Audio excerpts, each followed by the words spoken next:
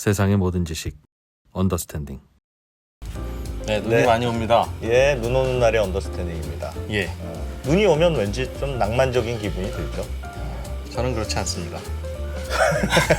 저에게는 요일이 중요합니다. 눈이 오든 안 오든. 예, 여러분 목요일입니다. 네. 목요일이면 일주일에 거의 절반 이상을 넘었잖아요. 예. 오늘 내일만 마무리하시면 또 언더스탠딩과 함께 하시면 또 주말이 오니까 이틀만 잘 참자. 네. 이런 기분으로 오늘 아주 가벼운 마음으로 보시면 될 것 같습니다. 근데 네. 오늘은 사실은 좀 우울한 얘기를 할 거예요. 오늘은 또 왜? 또 뭐가 또? 코인 이야기입니까? 뭐 부동산 이야기입니까? 요즘 저희가 사실은 센 얘기를 많이 하는데 부동산 신탁이 위험하다. 사실은 부동산 신탁이 그렇잖아요. 좀 그 시행사가 그냥 다 해도 되는데 은행에서 뭐 증권사에서 PF 대출해주면 너희를 어떻게 뭘 믿고 해주냐. 그 신탁사 끼고 와라 해서 저 신탁사는 좀 크니까 금융회사들이 하는 데도 많고 그래서 예. 신탁사를 끼고 뭐 이런저런 부동산 개발 뭐 건설이 이루어지는 경우가 많은데 그럼 부동산 신탁은 어떻게 보면 일종의 신용 보강을 해준 셈인 건데 예. 요즘 부동산이 하도 안 좋다 보니까 부동산 신탁사도 좀 위험하다. 신탁사가 돈을 어디다 쓸 데가 있다고 모르겠습니다. 물어보죠, 그러면. 그래서 그런 얘기를 저희도 잘 그럼 맡아서 갖고 있으면 되는 거 아닌가요? 왜 돈을 어디다 쓸 데가 있나? 그 속사정에 대해서 네. 코리아 모니터 김수원 편집장님이 아주 우울한 전망에 대해서 네. 말해 주신다고 저희는 이 기회에 합니다. 부동산 신탁회사는 뭐 하는 회사인지 네. 이 기회에 알아봅시다. 이 기회도 좀 예. 알아보고 네, 잠시 후에 오겠습니다. 네, 네, 바로 모셔보죠. 바로 모셔보죠. 코리아 모니터 김수원 편집장님 어서 오세요. 오십시오. 네, 안녕하십니까? 네. 옷을 뒤집어 입으셨 저 패션입니다, 저 패션. 뒤집어 입으신 줄 알았습니다. 네. 예. 내셔널 지오그래피. 네. 좋은 거네요. 아니 저는 몇 년 전에 예. 아니 우리나라에 왜 저렇게 내셔널 지오그래픽 직원들이 이렇게 많나? 지하철을 타고 아니, 직원들이 한 수만 명이 되는 줄 잡지사 직원 알았어요. 네, 작업복인 네. 줄 알았죠? 예. 뭐. 그러니까 그 직원들이 파카를 입고 다닌 줄 알았거든요. 내셔널 지오그래픽 해가지고 네. 크게 알고 보니까 이게 브랜드더라고요. 네. 겨울용 언더스탠딩 네. 옷 내놓으라 이 말이죠. 거의 김수원 편집장님의 패션은 어디까지인가? 네. 예. 예전에 분홍색 그 옷 입었을 때도 되게 인상적이셨는데 네. 과감한 패션을 지향하는 편집장님. 예. 부동산 신탁회사가 예.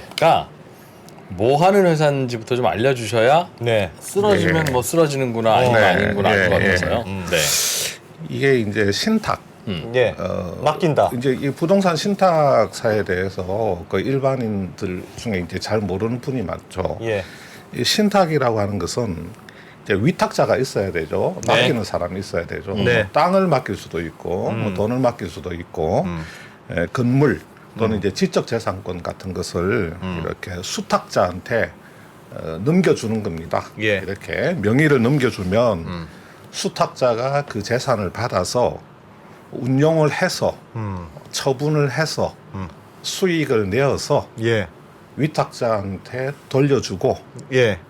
수탁자는 그 대신에 자기가 한 노고가 있잖아요. 예. 수수료를 예, 먹으면 되는 거거든요. 예. 그래서 우리가 보통 금융기관 같은 경우는 금전신탁이라고 돈을 맡기면 그 돈으로 금융상품에 투자를 굴려서, 해서 예. 수익을 나눠주는 게 금전신탁인데 예.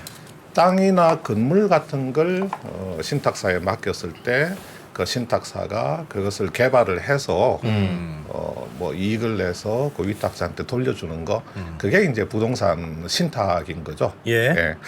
그래서 신탁의 개념은 그런 건데 왜 맡겨서 해요? 자기가 하지 그냥? 자기가 하는 것보다도 예. 신탁사가 크레딧이 훨씬 높죠. 예를 들어서 어떤 시행사가 있어요. 예. 어떤 시행사가 이제 땅을 좀 사가지고 여기 이제 시공사를 불러서 해야 되겠는데 네. 그래서 이제 그 PF를 일으키잖아요. 예. 증권사나 뭐 캐피탈이나 저축은행 가가지고 초기 개발 자금. 네. 초기 개발 자금을 좀 달라고 했을 때 그 PF 그 대주단에서 봤을 때는 이 시행사도 뭐 쬐깐하니 해서 좀 약해 보이고 그다음에 맡기겠다는 시공사도 크레딧이 낮아요. 그래서 조금 믿음이 안 가. 그러면 이제 야 부동산 그 신탁사한테 가서 신탁사하고 같이 이 프로젝트를 했으면 좋겠다. 이제 이렇게 이야기를 하죠. 예. 대주단에서 그렇게 요구를 하는 겁니다. 그러면 사실은 뭐 엄마 모시고 와, 이거. 시행 그러니까 아빠 모시고 와. 이게 시행업체 입장에서는 아 이거 신탁업체하고 같이 하면 이게 신탁 수수료가 나가니까 네. 사실 썩 내키지는 않지만 신탁사가 뭔가 이 프로젝트에 대해서 신용 보강을 해줘야지. 예. 그래야지 우리 PF 대출이 뭐 브릿지론이 됐건 본 PF가 됐건 돈을 줄 수 있다고 하니 이제 신탁사하고 같이 이제 이 프로젝트를 하는 거거든요. 예. 근데 이 신탁사가 예컨대 그 시행사하고 그 부동산 개발을 할 때 대부분 이제 토지를 넘겨받죠. 예. 예, 토지 명의를 넘겨받는 겁니다. 위탁자한테. 이 위탁자라고 하는 게 이 개인보다는 시행사들이 많아요. 예. 시행사들이 많아서 이 토지 명의를 이제 넘겨받는데 이 지금 신탁사 같은 경우는 이 프로젝트에 들어가는 사업비 자체를 신탁사가 스스로 조달을 해가지고 이 사업을 하는 경우가 있습니다. 요거는 이제 우리가 차입형 토지 신탁이라고 하는 거예요. 예. 이 사업비 자체를 예. 사업비부터 그냥 신탁사가 다 조달을 하고 뭐 인허가라든지 뭐 시공, 준공, 분양, 뭐 입주까지 완전히 신탁사가 그 풀 패키지로 다 진행해 해줘요? 주는 거. 요게 이제 차입형 토지 신탁이라고 하고. 차입의 주체도 신탁사입니까? 그렇죠. 그게 아니고 사업비 마련은 위탁사가 뭐 시행사가 됐건 뭐 예. 시행사 위탁자가 그 사업비 마련을 하는 거는 관리형 토지 신탁이라고 합니다. 돈까지 관리형 마련해서 토지 다 줄 테니까 네가 알아서 해. 신탁. 그럼요. 예, 예. 그러니까 신탁이면 돈은 내가 마련하고 나는 잔심부름 같은 거 할 줄도 모르고 하니까 네가 좀 해. 예. 부터 시작해서 야, 내가 한다고 하니까 은행들이 나를 못 믿는다. 네가 한다고 좀 해줘. 하는 건 이해가 되는데 예. 신탁사 너희가 돈도 마련해와 건설도 해 분양도 해. 그럼 신탁사는 당연히 너는 뭐하니? 라고 묻지 않겠습니까? 그럴 거면 내가 다 하지. 뭐 신탁사 입장에서는 네. 정말 뭐 나름 이제 조금 이 사업성이 좀 보이고 예. 이 프로젝트가 괜찮다 그러면 사실은 그 관리형 그 토지 신탁으로 가게 되면 관리형 토지 신탁을 가건 아니면 신탁사가 스스로 자금을 조달해가지고 차입형 토지 신탁으로 가건 신탁사의 기본적인 위치는 그냥 시행사 역할을 하는 겁니다. 예. 시행사 역할을 하는 거죠. 근데 이제 차입형 신탁으로 가게 되면 보수가 좀 셉니다. 신탁 보수가. 돈도 구해오면 네, 그러니까 요 프로젝트에서 발생되는 예컨대 분양 매출에 예를 들면 한 5% 안팎, 예. 총 매출의 한 5% 안팎을 받는 거고 그게 아니라 그 관리형 그 토지 신탁으로 하게 되면 제가 정확하게는 모르겠는데 지금 신탁사들끼리 경쟁이 좀 워낙 심해가지고 예. 한 1%? 뭐 1% 안팎일 거예요. 그 어떤 그 신탁사는 심지어 0.45%의 수수료를 제시하면서 굉장히 공격적으로 영업을 하는 회사도 있다고 하더라고요. 아하. 그러니까 신탁사가 판단할 때 예. 여기 같으면 괜찮은 것 같다. 왜냐하면 이게 신탁사 입장에서는 첫째 지역, 예. 뭐 될 수 있으면 수도권이 좋겠죠. 네. 수도권 중에서도 이제 뭐 경기 지역에 좀 유망 지역이면 좋겠죠. 네. 그 다음에 이제 그 이 프로젝트의 뭐 성격, 뭐 오피스텔이냐, 아파트냐, 상가냐 등등을 종합적으로 따져서 이 정도 같으면 우리가 직접 그 차입형 토지 신탁으로 해도 되겠다. 그러면 뭐 위탁자하고 협의를 해서 차입형으로 갈 수도 있고 이거는 위탁자 입장에서는 예를 들어서 입지가 좋고 이게 돈이 되는 것 같으면 뭐하러 비싼 그 신탁 보수를 주고 하겠어요. 예. 아니 그냥 관리형으로 하겠습니다. 그러면 관리형으로 하게 되는 거죠. 그래서 이 신탁사가 우리가 얼핏 생각할 때는 신탁사가 좀 되게 갑일 수도 있다는 생각이 들잖아요. 뭐 예. 신용 보강을 해주니까 예. 그렇지는 않습니다. 신탁사들이 한 14개나 되기 때문에 신탁사들도 이 수주 영업을 하는 겁니다. 어차피 뭐 좋은 지역이고 시행사 보고 시공사 봤을 때 여기는 신탁사가 들어가서 영업을 할 수밖에 없는 데다 그러면 이렇게 신탁사들이 가서 영업을 하겠죠.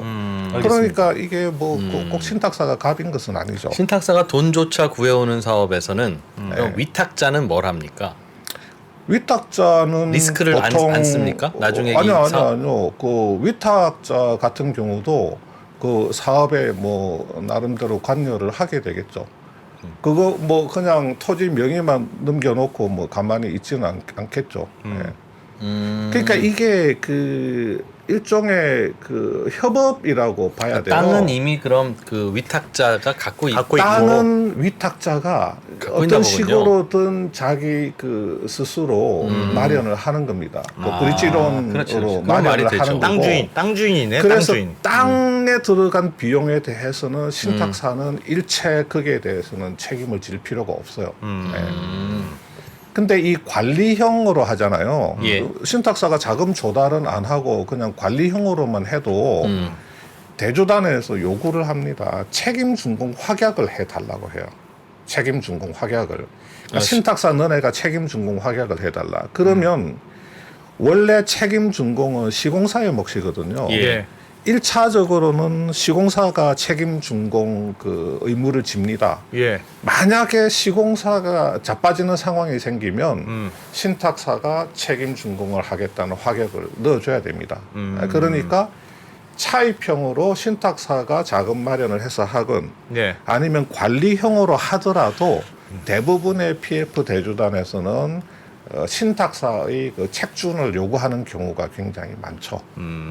네가 무슨 일이 있어도 신탁사가 책임지고 끝까지 다 건설하고 예, 분양도 예, 예. 하고 해라. 그래서 그 부동산 신탁의 종류를 한번 좀 보시면 예. 이거 그림을 한번 이렇게 보실게요. 자, 좀 전에 말씀드린 그 토지 신탁이 있지 않습니까? 예. 토지. 요거 이제 다른 말로 개발 신탁이라고도 하죠. 예. 개발 신탁 두 가지. 좀 전에 말씀드린 대로 차입형 개발, 그 다음에 관리형 개발. 네. 이렇게 두 가지가 있고 차입형 개발은 신탁사에게 사업비 조달 의무가 있습니다. 예. 이렇게 있고 관리형 그러니까 이제 신탁사 입장에서는 사업비 손실 리스크가 크죠. 예. 이게 분양률이 저조하게 되면 굉장히 큰 문제가 생기는 거고 대신에 신탁 보수가 이렇게 높습니다. 그 다음에 이자 수익도 있어요. 예. 그러니까 신탁사가 스스로 자금을 조달을 해서 이 사업에 돈을 집어넣게 되면 네. 나중에 이자 수익을 챙기게 됩니다. 이 사업에서. 그러니까 신탁사 입장에서는 이자 수익도 이제 버는 거죠. 예. 꼭 먹고 알 먹고 잘 되면 신탁 보수 높은 보수 챙기고 또 이자 수익도 챙기는 약간 꼭 먹고 알 먹고예요. 잘 되면. 그냥 저건 땅만 받아다가 나머지 내가 돈도 조달하고 뭐도 하고 다 해서 네, 그러니까 신탁사가 네, 돈 빌려주는 거군요, 사실상. 네, 뭐 그런 셈입니다. 사실은 신탁사가 이 대주의 역할을 자기 책임하에 어떤 알겠습니다. 대주의 역할을 한다고 봐도 무방하고요. 예. 여기 관리형 신탁 같은 경우는 이게 이제 위탁자가 사업비 조달 의무를 지는 겁니다. 위탁자가 예. 시행업자가 되겠죠. 예.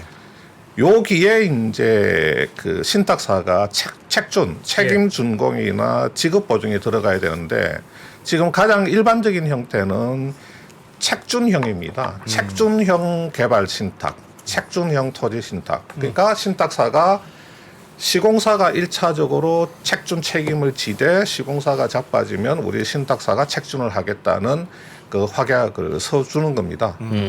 요게 이제 토지를 넘겨받아 가지고 신탁사가 개발을 하는 건데 예. 이제 어떤 분들이 그렇게 물어보더라고요. 이게 대리 뭐 대리하고 좀 유사하지 않느냐? 뭐 신탁을 받는다는 게 뭔가 이렇게 대리해 주는 거. 대신해서 하는 거. 네. 근데 이 신탁은 이 재산권의 명의 자체를 수탁자한테 완전히 넘겨버리는 거. 신탁사가 그 토지의 소유주 명의를 예. 바로 넘겨받아서 하는 거기 때문에 네. 그게 이제 대리하고는 다르고 대리 행위하고는 다르고 이 신탁이라고 하는 게 이게 기본적인 목적은 투자자 보호입니다. 투자자 보호. 그러니까 시행사나 시공사의 리스크로부터 이 신탁 재산을 보호하기 위한 그 목적이죠. 보증서 그러니까, 주는 거네요. 보증. 그렇죠. 그러니까 예를 들어서 수분양자도 내가 분양 받아서 계약금 내고 중도금 내고 잔금 내기 직전인데 갑자기 시행사가 자빠졌다, 시공사가 자빠졌다. 그러면 내가 다 날리게 되는데 여기 신탁사가 뭐 책임 준공을 한다든지 아니면 그동안에 지급했던 분양 대금 중에 거의 그 상당 부분을 환급을 해준다든지 이런 게 가능하거든요. 신탁사가 자빠져도 신탁 재산은 법적으로 보호를 좀 어느 정도는 받게 돼 있습니다. 예. 그러니까 기본적인 목적은 이제 투자자 보호인 거고. 근데 유언할 때도 나이 드신 분들이 은행에 신탁하는 것도 비슷한 거네요. 신탁을 맡기면 내 재산을 은행에 넘겨요. 그렇죠. 그리고 나한테 매달 주고 내가 죽으면 우리 아들한테 취직하면 얼마를 줘라. 뭐 이런 식으로 하든지. 거죠. 네, 그 유언 신탁. 내 아들 내가 못 유언 믿겠다, 신탁인데. 내 아들을 내가 못 네, 믿겠으니 유언 내 신탁. 재산을 은행에다 넘기고 얘네가 알아서 책임지고 할 거야. 뭐 그런 개념으로 신탁을 하는 그렇죠, 거네요. 그렇죠. 예. 아유, 맞습니다. 내가 네. 너를 어떻게 믿어 하는 모든 순간 우리가 인생에서 닥치는 내가 너를 자식을 어떻게 못 믿냐. 믿는다기보다도 뭐 와이프를 못 믿는다는 게 그게 맞지 않겠습니까? 예. 그렇습니다. 신탁. 그래서 신탁을 한다. 알겠습니다. 신탁사가 대체로는 그냥 가만히 앉아서 그럼 돈 버는 것 같은데. 좀 난 믿을만 하잖아. 그렇죠. 인력 그러니까 파견 업체 같은 게 그런 거죠. 우리가 일손이 필요할 때 그냥 네. 근로자 개인에게 전화하지 않고 인력 파견 업체를 통해서 근로자를 구하는 이유는 예. 근로자가 오겠다고 하던데 안 와버리면 연락 두절이면 답이 없잖아요. 근데 인력 파견 업체에다가는 항의도 할 수 있고 빨리 다른 분이라도 보내주세요. 그럼, 네 죄송합니다 고객님 이거 하니까. 왜냐하면 그렇죠. 신원 보증도 써주고 뭐 예, 그러는 거죠. 예. 그래서 뭐 그런 역할을 그런 역할을 부동산에서도 하는 사람이 있다. 신탁사다. 예. 근데 지금 뭐 이제 그 지난주에 그 나이스 신평에서 나이스 신용평가에서 그 부동산 신탁사에 대한 그 평가 리포트를 지난주에 하나 냈더라고요. 예. 그래서 이게 제가 그 리포트를 좀 유심히 봤던 이유가 한 몇 달 전부터 이런저런 모임에 가다 보면 신탁사에 대한 이야기가 모임에서 자꾸 나오더라고요. 그래서 내년에 뭐 신탁사 한 두세 군데 정도는 굉장히 큰 위기에 맞닥뜨리게 되지 않느냐 하면서 신탁사 이름도 이제 나와요. 지금 여기서는 말씀드릴 수는 없는데 그게 뭐 사실인지 아닌지 모르기 때문에 구체적인 그 신탁사 이름까지 거론되면서 신탁사 두세 군데가 위험하다고 그런 이야기들을 하니까 이게 이제 신탁사가 무너질 가능성 그리고 신탁사가 무너졌을 때 이제 그 파장이 어떤 파장이 생길 수 있는가 그거를 이제 좀 말씀을 드리려고 하는 거거든요. 그 뭐 토지 신탁에 대해서는 제가 좀 전에 그 말씀을 드렸고 요 구조를 한번 좀 보여드릴게요. 예. 그 어떤 구조냐면 뭐 신탁의 종류가 여러 개가 있는데 여러 개 그 신탁의 종류를 말씀드리면 엄청나게 헷갈리실 것 같아서 뭐 관리 신탁도 있고 처분 신탁도 있고 담보 신탁도 있고 뭐 여러 개 있습니다. 예. 근데 그거는 이제 생략을 하고 토지 신탁에 대해서만 말씀을 드릴게요. 여기 이제 그림에 좀 보시면 아까 말씀드린 신탁사가 자금 조달까지 다 하는 차입형 토지 신탁이 있잖아요. 예. 그 차입형 토지 신탁의 뭐 기본적인 사업 구조인데 여기 이제 사업 이익이라고 하는 것은 최종적으로 위탁자가 챙겨갈 몫입니다. 요 토지비는 위탁자가 자기가 책임져야 되는 부분이죠. 예. 그러니까 신탁 그 이 차입형 그 토지 신탁에서 신탁사는 이것만 건지면 되는 겁니다. 이 공사비하고 그 다음에 이 기타 비용이라는 게 뭐 신탁 보수까지 들어 있는 거 아니겠어요? 그러니까 요거 55%에 21% 더한 76%, 이 76%만 회수를 하면 되는 겁니다. 이거 사업 이익이나 토지비는 위탁자의 몫이기 때문에 이건 네. 후순위인 겁니다. 그래서 목표 분양률이 70%만 되면 76%만 되면 이 76%가 사실은 선순위격에 해당되는 겁니다. 그래서 신탁사가 이제 먼저 건지는 그렇죠. 요 24%만 리스크 해지를 하면 되는 거죠. 예. 그래서 그 신탁사 입장에서는 예. 그 입지라든지 뭐 어떤 신탁 물건의 성격이라든지 그 이 프로젝트에서 창출될 수 있는 현금 흐름이라든지 이런 거를 봤을 때 이 정도 비율만 나와주면 신탁사 입장에서 이제 한번 해볼 만하다 해서 이제 차입형 토지 신탁으로 신탁사가 자금을 조달하는 방법으로 그렇게 한번 해볼 수가 있는 거죠. 예. 그러니까 나는 땅밖에 없으니 당신이 여기에 공사비 구에다 넣고 다 지어서 분양해서 그거에 공사비랑 이자까지 뽑아가라. 그렇죠. 예, 그 얘기 한 거네요. 맞습니다. 예. 예, 예. 근데 뭐 아까도 이제 말씀드린 것처럼 우리가 생각할 때는 그러면 차입형 토지 신탁이 저게 좀 위험하겠구만. 뭐 관리형 그 토지 신탁은 보니까 직접 돈이 안 들어가고 신탁사가 직접 돈이 안 들어가고 보니까 책임 준공 확약 정도 예. 그 정도만 하니까 잘 분양까지만 되면 된다. 예, 그렇게 생각을 할 수가 있는데 또 실상은 그렇지가 않습니다. 사실은 책존 관리형 그 신탁 자체가 조금 위험해요. 사실은 책임 더 위험한 준공, 측면. 예. 관리형 신탁이. 예.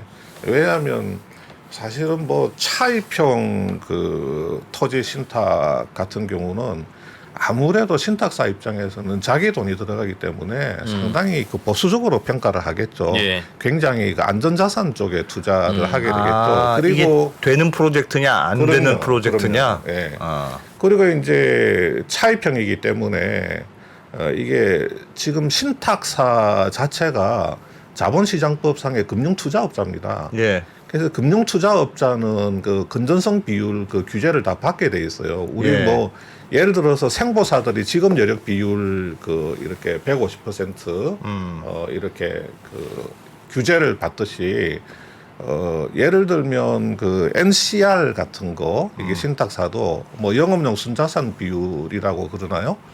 예, 그런 게 이제 최소 뭐 150% 이상이 돼야 된다든지 하는 규제를 받게 되거든요. 근데 차입형 그 토지 신탁 상품을 시행사들한테 많이 팔게 되면 신탁사가 그 위험 평가도가 좀 높아지게 됩니다. 좀 쉽게 말씀드리면 네. 예, 그런 상품을 많이 팔게 되면 예. 내가 돈도 조달하는 거는 나한테도 위험하다. 그래서 자기 자본 대비해서 일정한 규제가 있습니다. 그런 예. 상품을 예. 그냥 이게 신탁 보수가 높으니까 막 그 영업 사원들이 신탁사 영업 사원들이 영업 뛰면서 뭐 이런 차입형 뭐 이거 하세요 뭐 이렇게 막 무턱대고 막 그렇게 영업을 할 수가 없는 거죠. 그렇게 하게 되면 그 순영업 자본 비율이 떨어지기 때문에 네. 그 당국의 시정 조치를 받는다든지 규제가 가해지게 됩니다. 어. 또 그런 면도 있고 예. 또 그 신탁사가 자기가 조달해서 돈을 넣어야 되기 때문에 네. 그 이 분양 리스크가 있죠. 분양률이 떨어지게 되면 어떻게 됩니까? 당장 자금 조달 비용이 확 올라갑니다. 아니 분양이 잘 돼야지 돈이 쑥 들어와야지 그렇지. 그 돈 가지고 시공사도 공사 대금도 중간에 기성 대금도 줘가면서 하는데 이게 분양이 안 돼서 돈이 안 들어오면 고금리로 돈 계속 조달할 수밖에 없어요. 예. 만약에 준공하고 나서도 만약에 이게 분양이 저조하다 그러면 그냥 자기 자본 끌어다가 그 손실 메꿔 넣어야 됩니다. 예. 그 대손이 엄청나게 나는 거예요. 아. 네. 그러니까 굉장히 이제 보수적으로 좀 보죠. 굉장히 예. 보수적으로 보는 편인데 이 관리형 토지 신탁 같은 경우는 일단은 당장 이제 자기 돈이 안 들어가고 뭐 시공사 부도의 위험은 있죠. 시공사가 부도난다든지 시행사가 부도나면 네. 아주 골 때리는 상황을 맞게 되죠. 만약에 시공사가 자빠졌다 그러면 예. 그냥 신탁사가 할 수 있는 게 우선은 예를 들어서 이미 분양이 됐다 그러면 수분양자들한테 환급을 해주든지 예, 지금까지 냈던 분양 그 대금을 환급을 해주든지 아니면 대체 시공사를 불러야 됩니다. 그러면 대체 시공사 부르는데 시간 걸릴 거 아닙니까? 예. 그리고 대체 시공사가 뭐 그냥 만만하게 들어오겠습니까? 뭐 까다로운 조건을 제시할 수도 있겠죠. 그럼 그런 경우에 신탁사가 해야 될 일은 시공사의 공사 진척 상황을 보면서 그렇죠. 공사 진척 상황보다는 조금 덜 공사비를 지급하는. 네. 그래서 언제든지 이 친구들이 공사를 멈추고 쓰러지더라도 그렇죠. 남는 공사비로 다른 시공사를 데리고 와서 이거 줄게 맞습니다. 공사하려고 예, 예, 하면 예. 그거라면 하겠습니다 예, 하는 걸 예. 만들어 놓는 맞습니다. 그 자금 관리가 중요하네요. 예, 그런 자금 관리, 좀 안전빵 자금 관리가 굉장히 중요한데 이게 이제 또 뭐 자금 관리 이야기가 나왔으니까 예. 이 자금 관리가 이게 또 생각보다 이렇게 신탁사가 이게 자금 관리하는 게 쉽지가 않아요. 왜냐하면 차입형 그 신탁 같은 경우는 신탁사가 내가 돈을 끌고 왔어. 예. 그러니까 목에 힘 들어가는 거죠. 예. 내가 돈 끌고 왔으니까. 그러니까 내가 돈 끌고 왔으니까 내가 끌고 온 돈 내가 관리를 하는 겁니다. 타이트하게, 아주 엄격하게 타이트하게 관리를 하는 겁니다. 그럼 이제 시행업체나 시공사도 뭐 할 말이 없죠. 네. 뭐 지는 공사만 한 거고 시행사는 그냥 신탁만 하고 그렇게 해서 이제 이게 도와가면서 하는 거니까. 네. 그런데 관리형 그 토지 신탁 같은 경우는 돈을 위탁자가 일단 끌고 왔습니다. 그렇죠. 그래서 예를 들어서 뭐 지금 잘 되고 있어요. 뭐 분양이 좀 잘 되고 있어. 분양이 잘 되고 있으면 그러면 이제 시행사가 야 분양 대금 들어온 거 좀 빨리빨리 줘봐. 좀 많이 줘봐. 이거 돈 쓸 때 많아. 그러면 신탁사가 큰 소리를 못 칩니다. 그냥 알았어. 뭐 예를 들어서 시행사가 원하고 그다음에 예컨대 뭐 대주단에서 오케이 하면 그냥 시행사가 빨리 돈 달라는 대로 그렇게 돈을 줄 수밖에 없어요. 예. 그래서 때로는 늘 그런 건 아닌데 뭐 어떤 뭐 일부 신탁사 같은 경우는 이렇게 시행업체한테 조금 이제 사업장이 좀 잘 되는 경우에는 조금 자금 관리가 아주 엄격하거나 타이트하게 되지를 못하고 자금 관리가 살짝 허술하게 그렇게 되는 경우들이 있습니다. 공사 대금을 더 먼저 줘버린다. 예, 그렇죠. 그러니까 이게 뭐 정말 그 시행사가 돈이 필요한지 이 돈이 시행사가 이 돈을 갖고 가가지고 이게 뭐 정말 어떻게 이렇게 쓰이는지 그런 거를 사실은 좀 엄격하게 관리를 할 필요가 근데 있는데 시행사 사정을 왜 봐줘요? 신탁사는 그냥 자금 관리만 하고 수수료 받으면 되는데 야, 인마 좀 이게 감을 좀 해줘봐 그러면 그 까다롭게 하면요. 네. 그 다음에 영업이 안 돼요? 신탁사가 까다롭게 하면 이 업계에 소문이 퍼지고 그다음에 이 아. 시행사가 아유 이거 다음부터 이거 여기 하면 여기랑 못하겠네 못하겠네. 이래 되거든요. 그래서 별로 그렇게 갑이 아닙니다 신탁사가. 예. 그래서 물론 이제 뭐 한토신이나 한자신, 한국자산신탁이나 한국토지신탁 정도 되면 모르겠어요. 뭐 거기는 그래도 좀 예. 갑 어떤 역할을 하는지 아닌지 그건 그까지는 모르겠는데. 예. 신탁사야 지금 국내 14개 있습니다. 14개 금융지주 계열도 있고 독립 계열도 있고 증권 계열도 있고 14개 신탁사가 있어요. 선택지가 14개가 있는데 뭐 되게 자금 집행하는 거 가지고 까다롭게 굴고 뭐 궁시렁궁시렁 되고 그러면 아유 우리 뭐 다음부터 저기 가야 그렇지. 되겠다. 그러면 이제 안 되죠. 영업이 안 되니까 네. 그런 측면도 있습니다. 그 말씀은 관리형 신탁은 사실은 사업 구조로만 보면 위험한 건 아닌데 그냥 이런 사업 저런 사업 그냥 영업하려고 많이 받아놨다는 뜻 같네요. 그럼 그래서 차입형 예를 들어서 차입형 신탁은 예. 이것저것 따져서 이제 한 건밖에 못 하더라도 예. 관리형 신탁은 관리형 신탁을 하게 되면 그 상품을 팔아도 그 NCR 규제라든가 그 위험 이 상품의 위험 수준이 상당히 좀 낮은 편입니다. 그래서 예. 10개도 하고 20개도 할 수 있는 거예요. 아. 네. 그러니까 이제 막 여기저기 사업장에다가 이제 막 하게 됩니다. 근데 그게 부동산이 잘 돌아갈 때는 이상이 없어요. 근데 갑자기 이제 요즘처럼 부동산 전체적으로 막 찬바람이 이렇게 예. 확 불어버리고 예. 어디 사업장 할 거 없이 뭐 PF 지금 보세요.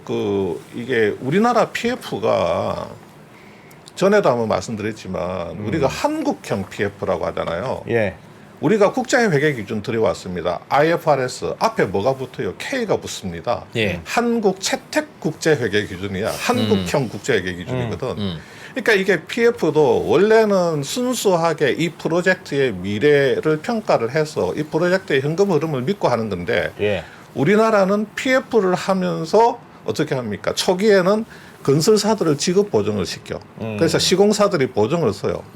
또 그러다가 또 시공사들이 또 저기 좀 직업 보증에서 벗어나가지고 또 책임 준공으로 갔다가 예. 그 다음에 또 증권사들이 그 미분양 또 담보 확약 같은 것도 하고 예. 또 뭐 책임 분양 뭐 확약 같은 것도 해주고 또 유동화 증권 매입 확약도 해주고 뭔가 이렇게 자꾸 붙어 나가게 이렇게 되는 거죠. 근데 PF가 이제 그런 식으로 가는 것처럼 이 신탁사도 이게 이제 PF 대주단에서 그 책임 준공 확약이 있어야지 돈이 나갈 수 있다. 뭐 이렇게 되니까 신탁사들도 이제 영업을 하기 위해서는 뭐 책준을 해주고 그렇게 되죠. 근데 이제 여러 군데 사업장에 이렇게 사업을 하다가 예를 들어서 한 군데서 사고가 터졌다고 해봅시다. 한 군데서. 그러면 정말 한 군데서 지금 우리나라 예를 들어서 한 400세대 내지 500세대 정도 건설 들어가면 땅값 빼고 건설비만 한 2천억 들어가야 돼요. 공사비만. 예. 400세대 내지 500세대면 예. 한 2천억 들어가야 돼요. 그러면 우리나라 신탁사들이 신탁사 설립 인가 자본금 그 기준이 150억입니다. 예. 근데 자본 규모가 굉장히 센 자본금이 센 그 신탁사들은 한 5, 6천억. 그래봐야 5, 6천억이에요. 네. 나머지 좀 저 밑에는 제가 다 안 까봐서 모르겠지만 몇백억짜리 신탁사도 있지 않겠습니까? 예. 기껏 4,500세대 그거 저 신탁 사업했다가 거기서 사고 터지면 공사비 2천억 그 감당해야 되는데 그거 조금 쬐깐하다는 표현은 취소하고 조금 이렇게 네. 뭐 중소나 중견 소박한? 소박한 신탁사에서 감당 못하는 겁니다. 감당하기 어렵죠. 근데 그렇게 한 군데서 뻥 터져버리게 되면 예. 그 나머지 정상적으로 진행되고 있던 그 사업장도 일단 아하. 스톱이 되는 겁니다. 그 스톱이 돼요. 정상적으로 돌아가기가 어려워요. 왜냐하면 여기서 이제 일단 큰 문제가 생겨가지고 정말 거의 뭐 도저히 이 사업장을 감당을 할 수 없게 되면 예. 뭐 어떻게 뭐 회생 절차 신청을 하든지 뭐 가야 되겠죠. 그렇죠. 그러면 예를 들어서 법정 관리인이 제일 먼저 하는 게 뭡니까? 다 채권 채무 동결시켜버리고 정상적인 사업장도 일단은 스톱을 시켜놓는 겁니다. 그러면 이제 난리가 나게 되는 거죠. 예. 내가 계약한 신탁사가 부도났단다. 그렇죠. 그러니까 나는 이쪽에 아파트 뭐 오피스텔을 지금 분양 받아가지고 있는데 서울에서 아니 이 신탁사가 대전에서 크게 하다가 뻥 터져가지고 대전 사업장 사고 때문에 지금 내가 서울에서 그 지금 진행 중인 그 오피스텔 이 분양도 이게 문제가 생길 수가 있다는 거죠. 이게 무서운 겁니다. 사실은 이게 무서운 거예요. 거기에서도 공사비 값을 해줬을 수도 있으니까. 그럼요. 예. 미분양도 그런 문제가 됩니까? 제가 지금 기사를 보니까 미분양 지난달에 나온 미분양 자체가 바로 큰 엄청나게 문제가 되죠. 아니 이 기사를 보니까 지난달에 연합인포맥스 기사인데 수도권 미분양 중에 예. 절반이 신탁사가 한 거다 관련돼 있는 거다. 예. 그래서 1등이 미분양 규모별로 1등이 하나자산 신탁, 2등이 교보자산 신탁, 3등이 무궁화 신탁, KB 부동산 신탁 등등이 미분양이 많은 신탁사들이다. 이런 게 나와 이런 기사가 있는데. 이제 부동산에서 문제가 생기면 예. 자 일단은 그 브릿지론 그 예. 본 PF 들어가기 전에 예를 들어서 증권사나 저축은행의 그 브릿지론 있잖아요. 예. 그 브릿지론 회수가 안 되는 겁니다. 왜냐하면 시행사가 됐건 뭐 그 신탁사가 됐건 지금 본 PF로 들어가야지 본 예. PF를 받아서 브릿지론 해줬던 데다가 막아줘야 되는데 근데 대주단에서 봤을 때 지금 부동산 경기가 너무 안 좋다 얼어붙었다. 좀 전에 그것처럼 신탁사가 지금 한 50%? 예. 한 50%가 지금 미분양이다. 그렇게 되면 그 어떤 대주단에서 마음 놓고 본 PF를 해주겠어요. 자, 본 PF 안 나오면 브릿지론 돈 떼준 증권사나 저축은행 그거 상환 못 합니다. 예. 그래서 이제 일단은 연장을 시켜주겠죠. 근데 뭐 길게 연장해 주겠습니까? 뭐 기껏해야 뭐 한 2개월이나 연장해 주겠죠. 예. 길면 3개월 아니면 1개월. 근데 그때 또 안 되면 계속해서 연장 안 시켜주거든요. 굉장히 어려운 상황에 빠지게 되고 그러면 이제 브릿지돈 땡겼던 시행사 문제 생기게 되죠. 예. 작년에 뭐 아니면 올 초에 뭐 분양을 했는데 아직 뭐 입주 안 되고 있는 뭐 중소 그 시공사들 여기들 이제 다 뭐 박살 날 수도 있고 그러면 이제 이게 신탁사까지 이제 이게 타고 올라오는 겁니다. 그래서 차입형 같은 경우에 미분양이다. 그러면 아까 말씀드린 대로 돈 안 들어오니까 조달 금리도 올라가고 준공하고 나서도 계속 미분양 상태로 있으면 자기 돈 이렇게 끌어다가 그거 막아야 되는 거고 관리형 같은 경우도 만약에 시공사가 지금 굉장히 큰 문제를 안고 있으면 빨리 시공사 교체해야 돼요. 그럼 시공사 만약에 시공사 교체한다고 뭐 협상하고 얼렁얼렁 하다가 책준 기한을 넘겨버리게 되면 예. 그러면 이제 거기 또 페널티 또 물게 되고 공기 지연에 따른 비용 부담도 엄청나게 생겨버리고 여러 가지 문제가 연쇄적으로 생길 수가 있죠.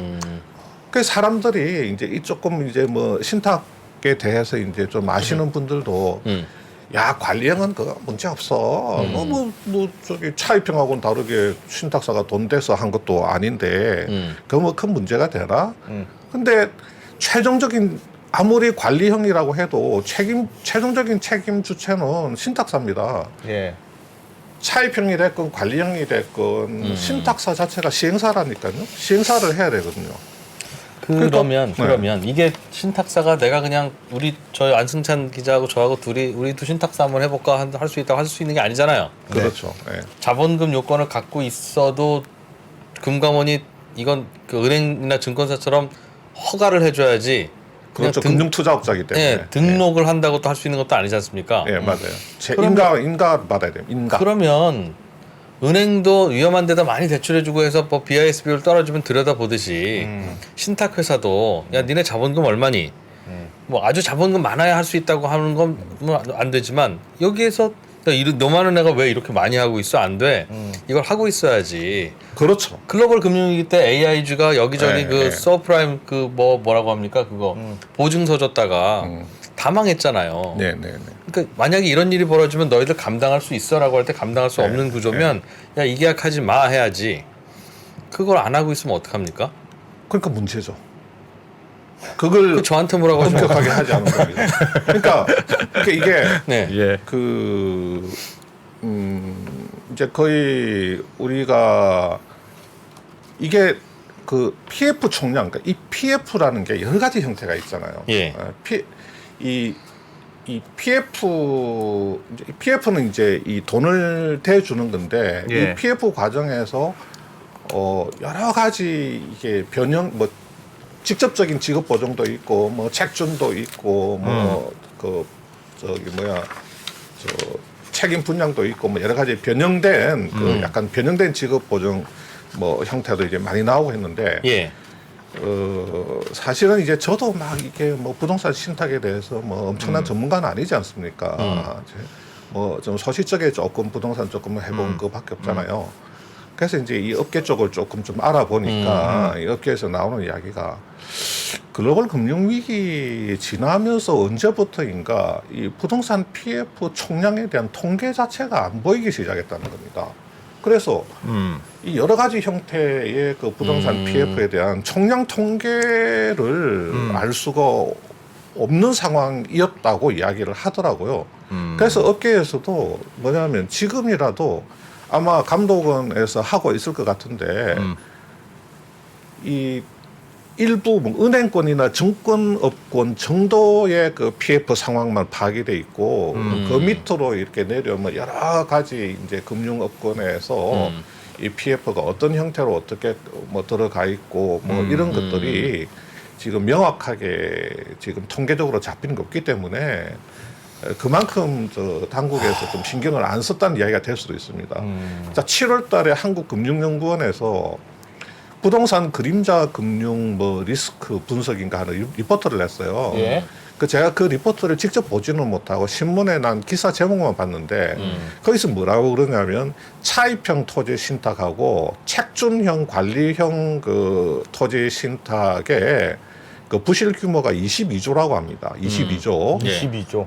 그래서 자, 금융연구원의 연구원이 이걸 어떻게 통계를 잡았느냐? 뭔가 정부의 그 당국의 PF 통계가 나와 있어서 그것을 분석을 했느냐 예. 하고 업계 쪽에 물어보니까 업계 쪽에서도 오히려 추정을 하더라고. 그게 어떻게 그런 숫자가 나왔지? 아마 뭐 개별 회사의 뭐 사업 보고서나 감사 보고서 같은 거 그런 거 걸고 모아 가지고 한 것 같다. 연구원이 나름대로 뭐 그렇게 추정을 하더라고요. 예. 그러니까 이게 그렇게 봐가지고 나름대로 뭐 여기는 좀 부실을 하겠구나. 뭐 이런 식으로 이제 추정을 했다는 건데 일단은 통계 자체가 뭐 좀 명확한 통계가 없다 하는 게 이제 업계 쪽의 이야기더라고요. 그러니까 이진호 프로가 이렇게 말씀하신 것처럼 이게 부동산 PF가 우리가 처음이 아니고 이미 저축은행 사태 때 한번 크게 뒤엎고 그 전에도 여러 번 이게 문제가 되고 한 적이 있는데 예. 그러면 일단은 통계부터 명확하게 업군별로 어떤 형태로 뭐 PF가 나가 있고 뭐 이런 것들이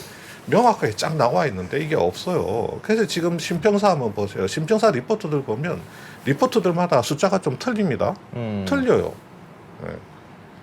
그러니까 이게 뭐 정비 사업을 넣느냐 안 넣느냐에 따라서 크게 달라질 수가 있기는 한데 네. 어쨌든 간에 이게 왜 이게 숫자가 왜 이렇게 다르지 하는 리포트들이 좀 있습니다. 그건 제가 볼 때도 아마 신평사에서도 명확하게 어떤 공식력 있는 통계가 없기 때문에 그 애널리스트들이 나름대로 이렇게 통계를 찾아서 분석을 하다 보니까 좀 차이가 나는 게 아니냐. 그러면 편집장님 지금 이제 구조는 알겠어요. 그리고 부동산 경기가 안 좋아지니까 신탁사도 안 좋아지겠죠. 근데 그게 이제 좀 이 정도 사이즈면 괜찮은 건지 아니면 진짜 말씀하셨던 대로 한두 군데가 좀 위험하다고 봐야 되는 건지 네. 그건 어떻게 판단하면 됩니까? 지금 뭐 이제 업계에서도 대충 뭐 아무래도 이제 우리가 신평사에 그 부동산 신탁사들을 쭉 이렇게 펼쳐놓고 예. 일단 신용 등급부터 봅니다. 예. 제가 들어가서 신용 등급을 보면 뭐 예를 들면 저기 상층부에 있는 신탁사들은 신용 등급이 뭐 나쁘진 않죠. 예. 이제 그 밑으로 이렇게 내려오면 좀 신용 등급 자체가 이렇게 별로 안 좋고 뭐 자본 규모라든지 이런 게 조금 열위한 그런 신탁사들이 좀 있죠. 예. 근데 그런 신탁사들이 또 그 어떤 시장 점유율을 높이기 위해서 영업을 좀 공격적으로 했을 수가 있거든요. 그 지금 우리가 2009년도 이전에 14개 신탁사 중에 2009년도 이전에 한 7개? 정확하지는 않습니다만은 예. 그 이후에 한 7개 정도가 설립돼서 지금 14개 정도 같은데 예. 2019년에 한 3개 정도가 생겼어요. 예. 그 신영 부동산 신탁하고 대신자산 신탁하고 뭐죠? 뭐 하나 이렇게 예. 해가지고 그 3개가 새로 생기면서 새로 생긴 그 신탁사들은 차입형 영업을 못해요. 그러니까 본인가 이후 2년이 지나야지 차입형 영업을 할 수 있다 보니까 공격적으로 이제 시장을 파고들기 위해서 그 관리형 그 영업을 세게 했거든요. 그러면서 이제 막 경쟁이 굉장히 격화된 겁니다. 그 전부터 경쟁은 셌지만, 예. 그 막 경쟁이 이제 엄청나게 이제 격화되면서 막 이렇게 수수료 자체도 좀 낮아지고, 떨어지고. 예. 이것저것 막 뭐 맞고. 어지간한 물건이면 그리고 20년도, 21년도 부동산이 좋았거든요. 예. 대충 들어가가지고 그냥 신탁 사업하면 뭐 수수료 분양도 먹고. 되고 뭐 돈도 벌고 했단 말이죠. 그 이제 그렇게 이제 좋았던 시절이 있다 보니까 그냥 그 리스크 같은 거 그나마 차입형은 자기 돈이 들어가니까 어떤 그 위험 상품으로 분류돼서 이렇게 견제가 됐는데 예. 관리형 같은 경우도 업계에서 이야기는 있었대요. 업계에서 야 이거 관리형 이것도 우리 너무 세게 경쟁하는데 이것도 뭔가 이게 신용 위험 평가 같은 거 엄격하게 해야 되지 않을까. 예. 근데 너무 지금 잘 되고 있으니까 말만 그렇게 나오다가 뭐 하다가 그냥 지나가 버린 겁니다. 그러다가 이제 완전히 올해 들어와 가지고 뭐 완전히 그냥 시베리아 그 한파가 순식간에 지금 밀어 닥쳐버린 그런 형태죠. 그래서 업계에서 이렇게 뭐 저기는 위험할 수 있다고 이야기하는 회사들이 한 두세 군데 정도 있기는 있습니다. 근데 모르죠. 그거를 그 회사를 우리가 막 뭐 감사 보고서 정도 보통 비상장사들이 거의 대부분이니까 지금 상장사가 뭐 한 3개인가 뭐 그거밖에 안 돼요. 한국자산신탁하고 한국토지신탁, 한토신하고 한자신이 한터신이 1등이고 한다신이 2등인데 요 정도는 상장사니까 상장사는 좀 오픈된 정보들이 좀 있는데 나머지 비상장 그 신탁사들은 그 이렇게 감사 보고서에 조금 적혀 있는 그런 정보밖에 없거든요. 예. 그래서 밖에서 이렇게 뭐 구체적인 사업장도 좀 알기가 어렵고 해서 그냥 업계에서 한 두세 군데 계속 이야기가 되고 있고 그 내년도에 뭐 그게 정말 그 우발 채무 아닙니까, 그죠? 신탁사가 안고 있는 게 지금은 우발 채무지만 이 우발 채무가 현실화될지 안 될지 리스크는 크다는 거죠. 그러니까 나이스 평가에서도 우발 채무의 현실화 가능성을 굉장히 걱정을 하고 있습니다. 이게. 그 아까 전에 차입형 토지신탁 사업구조 표 보여주셨잖아요. 예. 거기에 보면 사업이익 토지비는 위탁자가 책임지는 거고. 네, 후순위라고 봐야 되죠. 그러니까 선순위로 된 게 공사비하고 기타 비용이니까. 예, 돈 들어오면 그거부터 먼저 그게 한 76%라면서요. 예, 그러면 예. 미분양이 하여튼 76% 이상만 나면 신탁사는 문제가 없는 겁니까? 신탁사는 일단은 그 신탁 보수 일부 하고 그건 해가지고 챙길 수 있는 거고? 예, 아. 적어도 대손은 안 나는 겁니다. 아. 대손이 무서운 건데 적어도 대손은 안 나는 거죠. 자기 돈을 더 태워서 공사를 완성시켜야 되는 그 부담에서는 이제 벗어나게 되는 거죠. 최소한 그럼 하여튼 70% 이상의 분양률은 돼야지 좀 안전하다. 지금 뭐 그 신탁사들의 그 총 영업 수익, 매출 중에서 뭐 회사마다 대부분 차이가 있겠지만 한 거의 한 70% 정도가 그 한 60% 70%가 수수료 수익입니다. 수수료. 예. 뭐 나머지 이제 갖고 있는 이제 증권 이제 평가 이익 같은 거 또 이자 수익 같은 거 뭐 기타 이제 여러 가지 배당금 수익이나 이런 거고 수수료인데 그 수수료의 90% 이상이 그냥 신탁 보수입니다. 신탁 보수. 예. 다시 말해서 토지 신탁 사업에서 벌어들이는 거란 말이죠. 예, 그러니까 부동산 경기가 굉장히 민감하잖아요. 신탁사들이. 그래서 경기가 안 좋아지면 일단은 벌써 수익성부터 이렇게 조금 굉장히 나빠지게 되고 수익성만 조금 나빠지면 어떻게 괜찮을 텐데 오히려 신탁사들이 가지고 있는 자기 자본을 계속해서 그 사업장에 투입해야 되는 그런 상황이라면 자본력이 약한 데는 그냥 휘청할 수가 있는 거죠. 위험할 수가 있는 거죠. 물론 이제 지금 금융지주 계열 신탁사도 있고 예. 이제 뭐 짱짱한 뭐 회사가 있는 데도 있고 해서 괜찮지 않을까요? 그래서 뭐 이제 쉽게 뭐 신탁사가 그렇게 쉽게 무너지겠느냐라는 이야기를 하고 있는데 예. 근데 저도 정확하게 기억은 안 납니다만 과거에도 신탁사 한 몇 군데 무너진 적이 있습니다. 제법 이렇게 덩치가 있는 신탁사들이 무너진 적도 있고 뭐 부동산 경기 자체가 안 좋으면 뭐 무너지지는 않더라도 굉장히 그 많은 사람들이 좀 고통을 받을 수가 있는 거죠.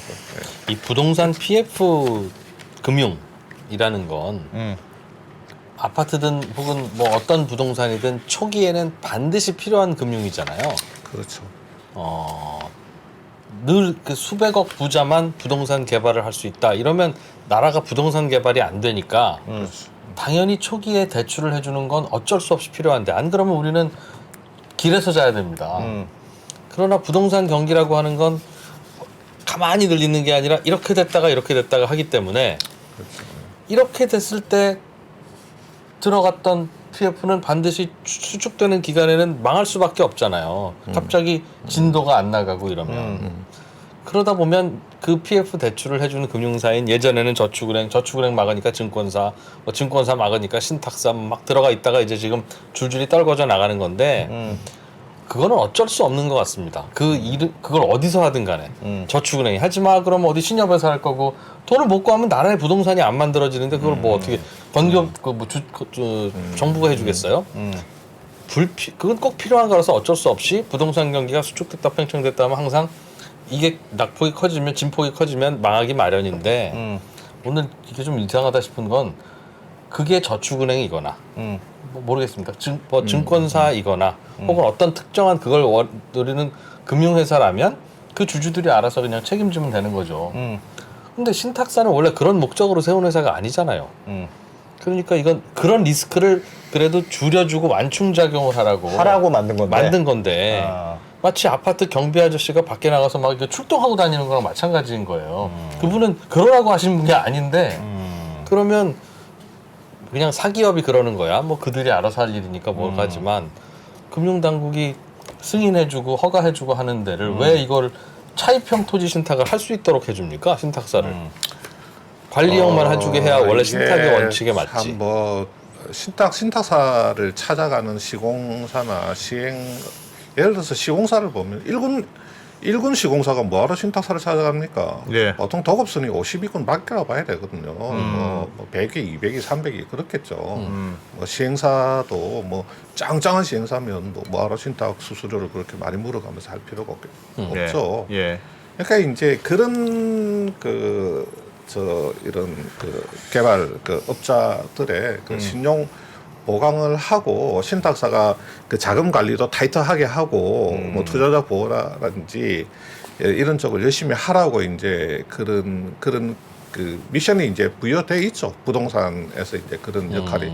그러니까 이제 뭐 신탁사들도 뭐 반성할 부분이 있는 거죠. 뭐 이게 신탁사 간에 뭐 굉장히 뭐 경쟁적으로 이제 영업을 했던 부분 또 리스크 관리에 이제 다소 소홀했던 부분 뭐 그런 부분이 있는 거고 예. 뭐 그래서 지금 뭐 정부사도 마찬가지 아닙니까? 지금 뭐 많이들 이야기하잖아요. 아니 정부사 몇 년 동안 논아가지고 뭐 다 돈 잘 벌어서 잘 먹고 잘 살았는데 뭐 정부사 지금 어려워지니까 뭐 정부사 PF, ABCP 인수해 주라 그러고 뭐 은행이 나서고 뭐 채권 안정 펀드 뭐 조성하고 왜 이렇게 난리냐?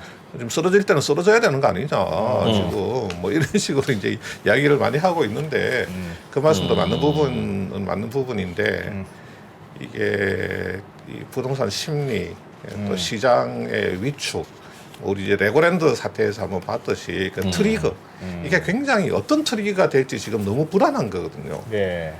이 레고랜드 처음에 빵 터졌을 때 누가 그렇게 크게 보도했습니까? 시장이 얼어붙으면서 야 이게 트리거였다 그러면서 보도하는 거잖아요. 제가 페이스북에 먼저 썼고 하여튼 그런 겁니다. 그러니까 이게 어떤 트리거가 될지 그게 좀 불안한 겁니다. 지금 뭐 이거 살리자 저걸 살리자는 것보다도 야 이게 자칫 뭐 좀 굉장히 그 이상한 트리거가 되는 게 아니냐 그런 걱정이 되는 거죠. 그런 게 뭐. 그래서 이 사업장에 이 PF 자금을 대도 좋겠냐라고 해서 그래 나는 여기다 투자 좀 할게. 그래도 꽤 수익률 높을 것 같으니 뭐 하이 리스크, 미들 리스크, 하이 리턴 하겠다는 투자자들을 증권사가 모아다가 연결해 주는 거하고 수수료 받는 건 괜찮죠. 그건 뭐 누가 해도 괜찮은데 왜 자기 돈으로 그걸 해서 그걸 먹으려고 하냐는 겁니다. 신탁사들이 그러니까 신탁사도 그렇고 신탁사들이. 증권사도 그렇고 자기 자금으로 그러라고 라이센스 준 게 아닌데 그걸 뭐 매일 유업이 해도 괜찮고 삼성전자가 해도 괜찮고 자기 회사 돈이니까 주주들만 오케이 하면 되는 거잖아요. 근데 라이센스는 다른 기능으로 해놓고 그거는 뭐 근데 PF 대주단의 요구일 수가 있습니다. PF도 대주단 쪽에서 야 이거 저 신탁사에서 그냥 갖고 가는 걸 했으면 좋겠다.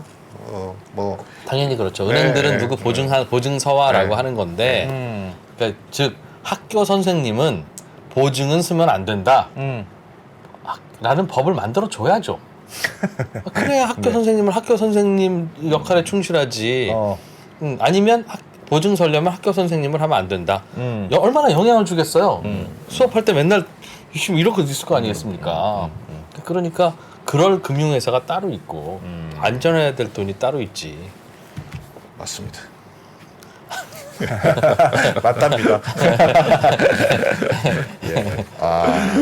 뭐를 좀 답답하지? 봐야 되겠습니까? 그럼 부동산 신탁사가 위험하다. 그러면 어디서부터 징후가 올까요? 일단은 증권사나 뭐 저축은행 그다음에 시행사, 시공사가 이렇게 무너지기 시작하면서 그다음에 이제 신탁사까지 훅 이제 가는 싹 거니까. 가게 되는 거죠. 그러니까 이제 그 전 단계의 조짐이 있다고 봐야죠. 뭐 차입형이 됐건 관리형이 됐건 시공사 시행사나 증권사 뭐 저축은행이 무너지지 않고 뭐 계속 만기 연장이 된다든지 그렇게 되면 뭐 신탁사도 뭐 이렇게 버텨 나갈 수가 있는 거고 거기서부터 이제 무너지게 되면 그 칼날이 신탁사까지 오게 되는 겁니다. 네. 알겠습니다. 뭐 부동산 올라가는 걸 원하는 분들은 이런 일 자꾸 벌어지길 바랄 거예요. 자꾸 이렇게 위기가 커지고 일 커지면 다시 또 뭐 빚내서 집 사라 정책이 될 테니 지금 뭐 많이 풀어주고 있잖아요. 정부는 많이 풀어주고 있는데 그렇긴 할 텐데 그런 하여튼 그 부동산 시장을 전망할 수 있는 또 다른 단서가 되기도 하겠네요. 부동산 신탁 덕분에 부동산 신탁 회사는 무슨 일 하는지 어디 예. 가서 너 알아? 배웠네요. 그러면 한 30초는 설명할 수 있을 것 같습니다. 예. 코리아 모니터 김수원 편집장님 고맙습니다. 예, 감사합니다. 바로 인사할까요? 네. 5시에 예, 퇴근길 라이브 보시고 예, 저희는 7시 45분에 또 옵니까? 또 옵니다. 오늘은 재밌습니까? 재밌습니다. 모로코 이야기. 모로코 아십니까? 와. 어디 진짜 오늘은 모로코 전문가를 모시느라고 정말 힘들었습니다. 정말 국내에서 귀한 모로코에서 박사학위를 받으신 분. 야, 그분은 진짜 왜 하필 모로코에서 박사학위를 받으시기로 결정했는지 네. 그게 궁금합니다. 네, 모로코가 요즘 축구를 잘해서 물론 막판에 약간 삐끗하긴 했습니다만 네. 그래서 이 기회에 모로코에 대해서도 좀 알아보는 재밌는 시간이 될 것 같습니다. 7시 45분에 돌아오겠습니다. 고맙습니다.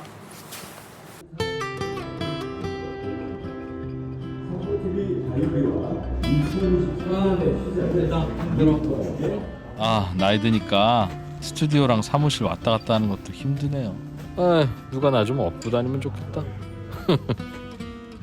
옛날에는 직원 숫자 적어서 그나마 편했는데 야 이건 언제 하나하나 다 하고 있어.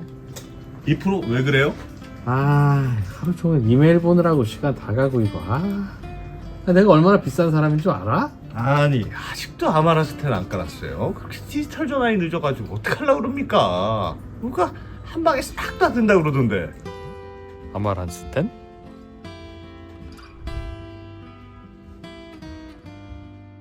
이런 거 있으면 진작 좀 알려주지. 나만 몰랐네. 이거 좀 복잡해 보이긴 한데 그래도 편하긴 하겠네. 수고하셨습니다. 덕분에 나도 오늘은 집에 일찍 갈 수 있다. 유후! 후후! 맞다.